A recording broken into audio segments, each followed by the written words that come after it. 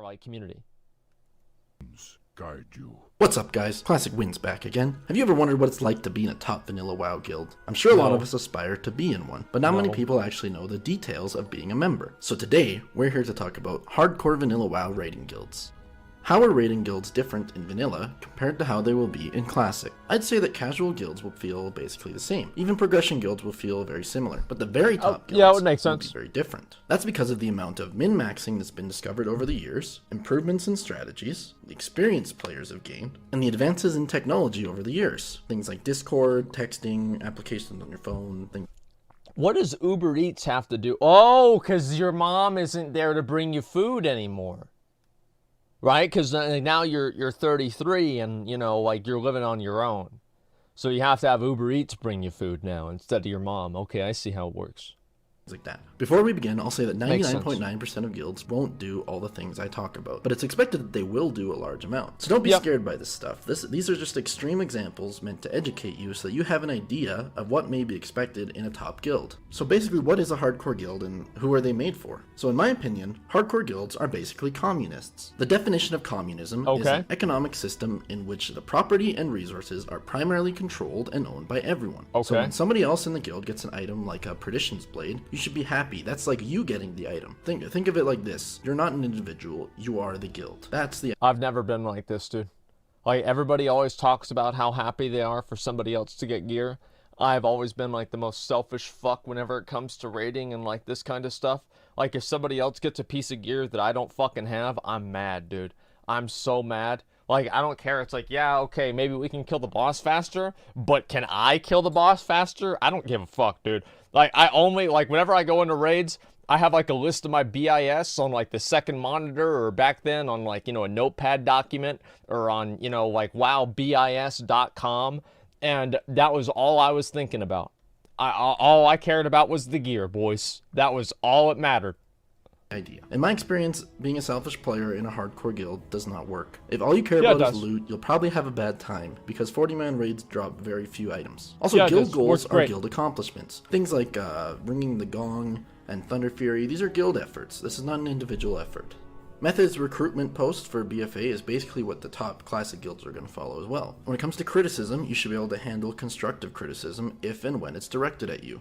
Commitment. All applicants should have a good attitude towards raiding. You will be required to dedicate yourself to min-maxing not only your main character, but also maintain alt characters. During progression raids, the schedule is very demanding, raiding 12 to 15 hours a day, and it's really important you understand this before even thinking about applying or approaching someone in the guild. That way you don't waste their time or your time. And for Classic, those time requirements do sound fairly accurate, but you probably won't spend the 12 hours a day raiding. You'll spend I don't see, like, how they're gonna do hardcore guilds in Classic WoW, right? Like, I don't understand how you do that. Now, the only way that I think it would make sense is if you're leveling multiple 60s, so you can fill up different raids and then feed all of the tier gear to specific people. And it's like, I mean, because what do you do after, like, the third week? Like, is the guild just over then? Because whenever the new raid comes out, like, yeah, you play really hard for, like, a week or so, like, maybe a few days. I mean, realistically, for BWL and stuff, like, a few days. And then what happens after that? 40-man split raid, speed run? Yeah, I guess speed running. Like, that's the only way that I could ever see it making any sense. Content's not that hard? Yeah, I don't think so at all. You farm gold consumables for Phase 2, rank 14 grind. Yeah, I mean, I guess that might be it. But, I mean, I don't know, like, how many people would really be invested in that. But maybe I'm going to be wrong with that. We'll see. Ton of time preparing for the raids. And we'll look into that over the course of the video. If you think all hardcore guilds do is raid, you'll be very surprised, because there's a ton of requirements that have very little to do with raiding. Let's look at some of the less known requirements these guilds often have. Level 20 Warlock alts. Everyone in a guild may be required to have a level 20 To Soulstone? That way, if you have to move 40 people to locations like raid entrances, world boss spawn locations... Oh, just for summons, okay. It's very easy and quick. I thought I did that for Soulstones. Wherever you're told, there'll be a designated location, and you'll often be expected to have a clicker alt as well, which is just like a level 1 character that's kept in the same spot, so you can click portals to summon other people. Raid taxes. So some guilds may require you to pay around 20 gold to attend each raid that you go to. The gold will typically all go to the guild bank, which is a guild alt character, because there are no actual banks in Classic. Oh, we're gonna do this. When you clear the raid, the bosses drop a certain amount of gold, and then the gold that's taken is then used for the guild, so you can get your tanks like Fire Resist, or a Nightfall weapon for the guild, or even find a Scarab Lord. Alright, world bosses. Yeah, World we're gonna do that. Are typically camped by top guilds. Yeah, we will do that. It's through scouting. It's a good idea. When a world boss dies, they won't respawn for a few days. So after a few days go by, you'll have scouts on 24 hours a day, 7 days a week. They're gonna explore the area with an add-on, which will alert you when the mob is in the area. Sort of like this. Oh, that's the Timos Proto-Drake one. Okay. Yeah, I remember that. The technology part that I mentioned earlier comes into play. Because these days when you're scouting, if the world boss spawns, you have to get the message out to everyone in the guild. So how do they do that? Typically it's through Discord. They'll set up a world boss channel in Discord. You type in there that Azurgos or Kazakh is spawned and everybody needs to get on. The message goes out to their phones, and it's expected that you'll drop whatever you're doing and you're going to get online and come because you have nothing better to do. Scouting is usually a mandatory requirement for guilds to do at least a few hours if you expect to get loot. So, reputation. Some recipes are locked behind harsh rep grinds. So what we used to do was we used to recruit social players who were expected to grind these reps and craft these items for us. In exchange, we did this too. Like, we'd recruit socials just basically to be slaves for the guild and farm materials. And in thanks to them, after we cleared the raids enough times, we'd bring them in through the raids and get them some gear, right? And we even had, like, my mom would do this for our guild too, and we'd like take her through Nax and stuff like that. But she wasn't actually in the guild. She would just like give us consumables and stuff. And I remember there was this one time, I remember this very, very clearly. This was in Nax Ramus, like 80 version, like Wrath of the Lich King. We had decided that, you know, like it was time for her to get her chance to do some raids. And she goes in there, and while her actual guild was wiping on the spider wing of Nax 10 man, she killed Kel'Thuzad 25 man. That achievement popped up. I went over, I'm like, what'd you get? How do you feel? And she's like, I'm happy. There's somebody that put a triple dot. The triple dot in guild chat right after she got the achievement. They were trying to hold her back. They were upset. They were very, very mad that she obviously got this great thing. And they're sitting there wiping in a spider wing, trying to decide if they need to use a flask to kill a new Brakan. Sometimes give them BOE trash items, which nobody would need. So it works out well for people who don't want to raid, but still want to be in the top guild. That way they just still contribute to you guys.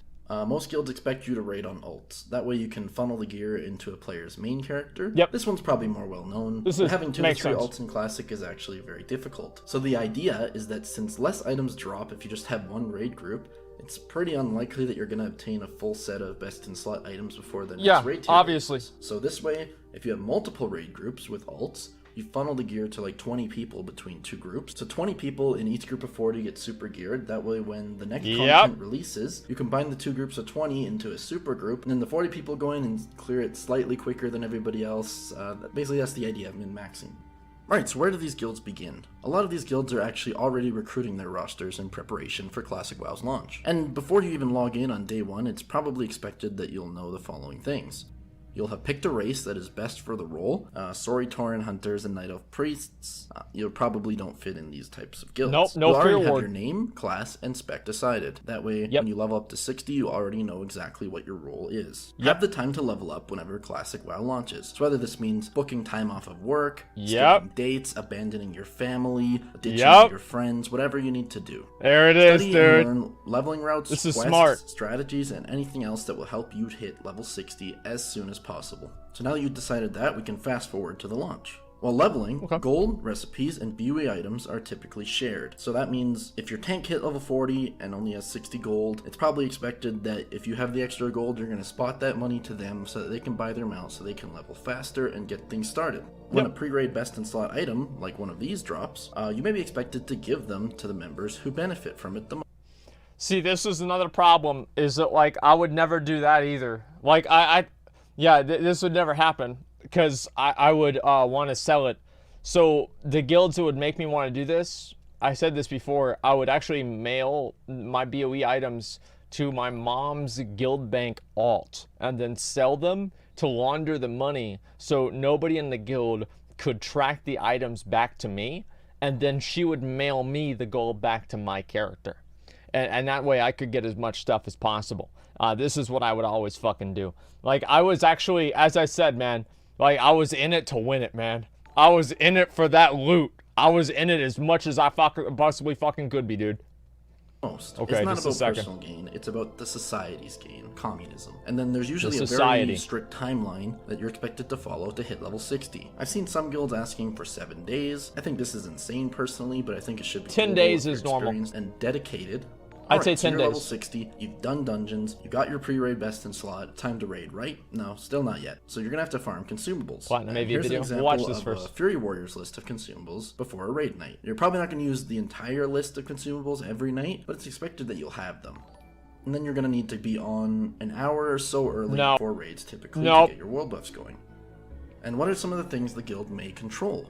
Professions. Often engineering is a requirement, as it's a big DPS boost to have, because of things like bombs, chickens, or engineering-specific gear. Those sapper charges are fucking ridiculous. For the guild. That They're way they so can make good. Arcanite bars for the guild's needs. I already mentioned it earlier, but your spec. Sometimes one person is assigned to be a spec that will boost other players' DPS, like the Frost Mage buff. I wish they had that more now. I love that. Hearthstone locations may be demanded to be set at locations such as when doing Nax Ramis, Light's Hope Chapel, for AQ, Cenarian Hold, and for Molten Core's Horde, maybe Kargath. Alright, and lastly, meme specs. Typically a guild will not allow you to bring a meme spec. However, since there are alt runs, he's gonna show a Ret Paladin. Watch. So if your dream third hardcore raid is a Ret, Elemental Shaman... Oh man, that's too bad, isn't it? No Ret Paladin. Sorry, McConnell. Listen, here's why. I mean, like, warriors are just better. I mean, they're better at everything, and that's all there is to it. I mean, I'm sorry that if you want to join a hardcore guild, you've got to play a hardcore spec, and that means that you're re-rolling the holy. That's life. You have a very steep hill to climb, my friends. Yep. Alright, let's now look at what a typical schedule might look like. Generally, you'll spend most of your time farming. Did you say I can't play Ret in your guild? You're going to be able to play Ret in my guild, okay? I'm talking about a hardcore guild. Do you think I'm actually not going to let you play Ret? That's what I thought. So suck my dick, chat.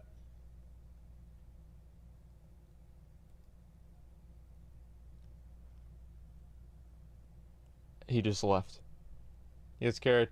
Listen, like... If the only reason, like, I'll tell you basically my ideology of like what I'm going to do with my guild after we finish this video, okay?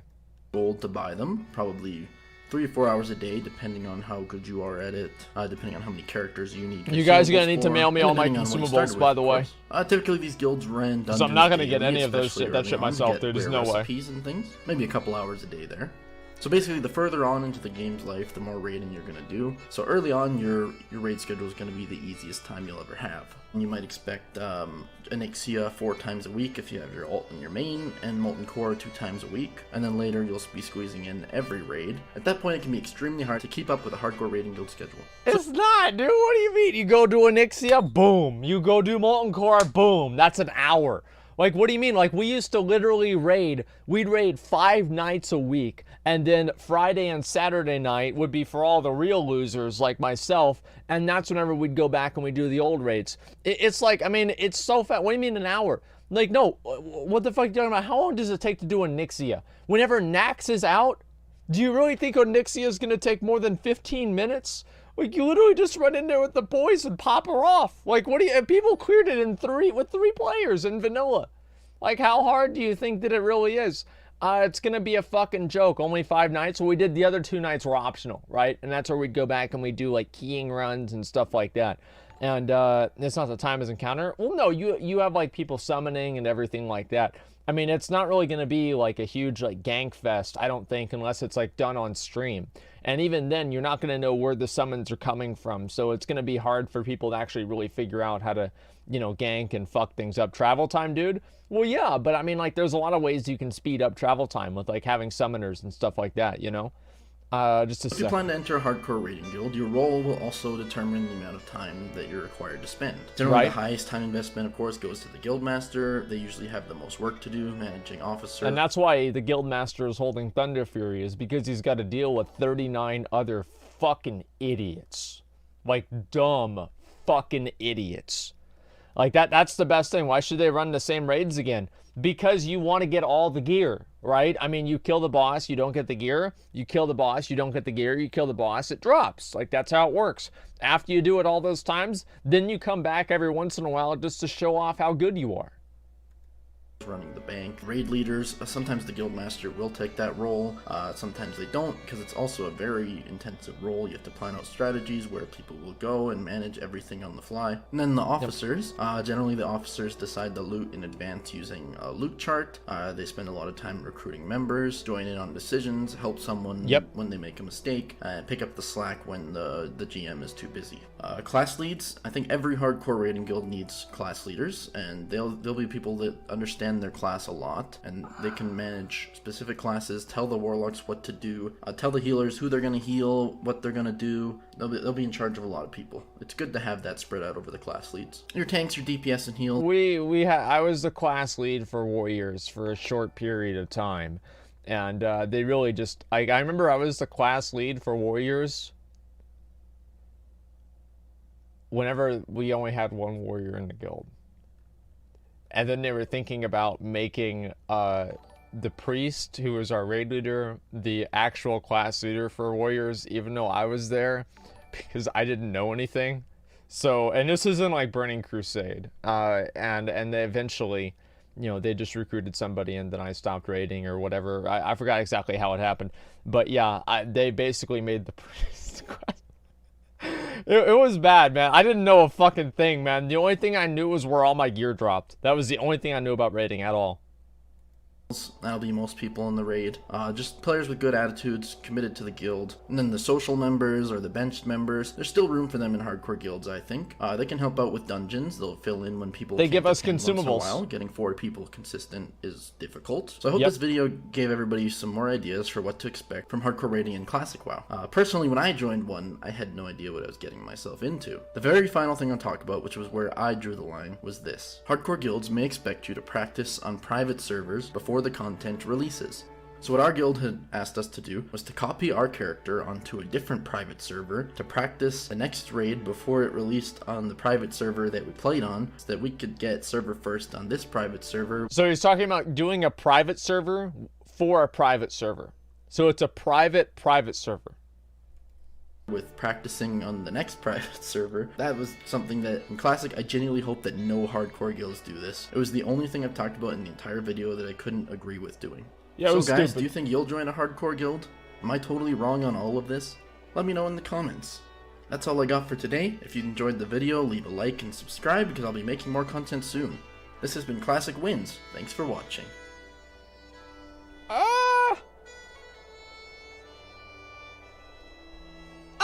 I mean, like, yeah, I think that's partially true, right? I mean, like, let's be real. Companies of leaders doesn't mean they're communist. Yeah, I don't know about them being communist. I think that obviously, you know, it's kind of a clickbait title or whatever. I mean, that's fine. Everybody does clickbait titles. But in a way, it is kind of communist, right? Because it's like everybody's working towards the same goal and, you know, vice versa. But to me personally, I mean, how are you going to run your guild? How am I going to run my guild? I'm just going to get a bunch of people. We're going to do the raids. Like, I want to have people that log on all the time, and we're just going to do the raids. It's going to be fucking easy. Like, I mean, why you don't need to. Everybody's acting like, you know, we're recruiting for some sort of like a fucking war or something. Like, let's just recruit a bunch of people, and we'll get people that log on and play all the time, and we'll just do the raids. It's just that simple, guys. There's nothing too crazy about it. Well, let's see here. When the game looks and feels like a job, I'd rather have an actual job and make cash.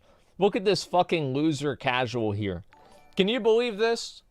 Like, the thing is, like, yeah, obviously it is kind of like a job. Because at least over here, and like, what do you get for your job? You get like $18 or whatever? Like in WoW, you get Thunder Fury. Which one is actually better? Think about that. How many days do you intend to wear the same shirt? Probably